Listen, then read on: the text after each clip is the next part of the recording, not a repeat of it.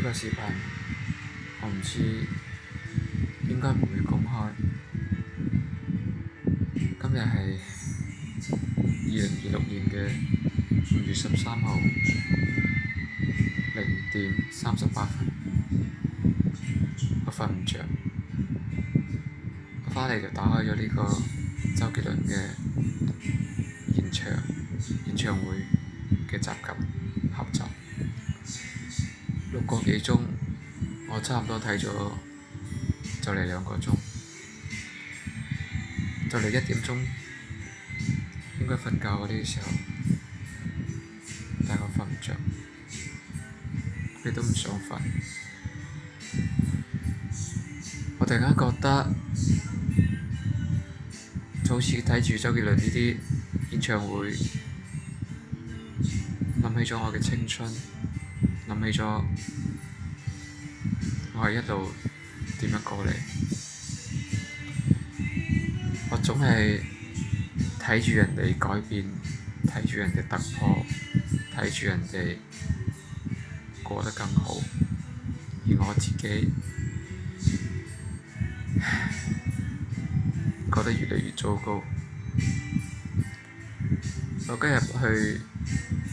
做車輛年檢嘅時候，我深刻感受到脆弱，嗰刻自己嘅脆弱。其實之前無論係屋企人或者自己身體上有啲小毛病，甚至係壽司有咩問題，其實我可能都冇力去應付。講緊係財力，我唔知點解曾經咁輝煌嘅我，到咗今時今日咁脆弱，咁不堪一擊。我一直都好驚有一日突然間有一個好致命嘅打擊，我真係承受唔到，我亦都真係唔知點算。我冇錢可以解決，我亦都冇人可以去求，可能冇咩人會幫我，我亦都冇咩朋友。我唔知幾多年後啦，5年後定係10年後嘅我睇返呢條視頻，我唔知嗰時候嘅我係咪已經攬過咗呢一步，係咪已經跳出咗呢個咁無力嘅、咁黑仔嘅、咁無助嘅時刻。我希望嗰個時候嘅我有足夠嘅能力可以幫到人，亦都希望嗰個時候嘅我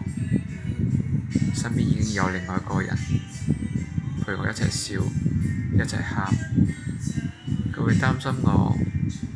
今日瞓得夠唔夠，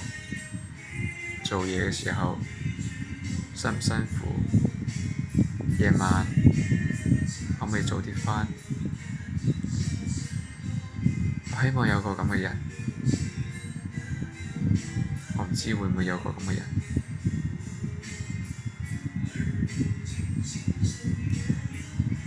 如果將來嘅我，你如果都係一蹶不振，都仲係覺得好慘，我只可以同你講，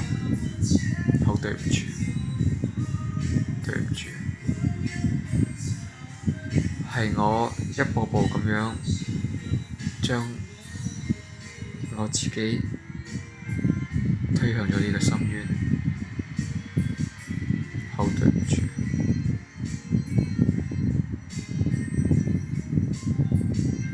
但係唔一定㗎嘛，你唔一定會變得更加差，可能嗰個時候嘅我就就好似 Mr. Beast 咁樣，已經好有錢啦，咩都有啦，但係唔知嗰個時候自己珍視嘅嗰幾個人仲喺咪身邊，仲可唔可以講到嘢，仲可唔可以見到面？我真係唔知，我都已經嚟唔切。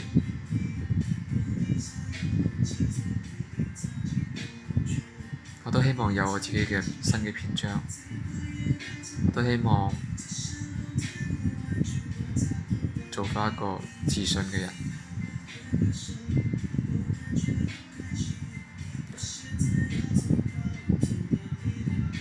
我呢個年代冇時光機嘅，我唔知10年後、20年後，如果我自己睇返或者將來嘅我，你畀啲暗示我係咪真係會變好？唔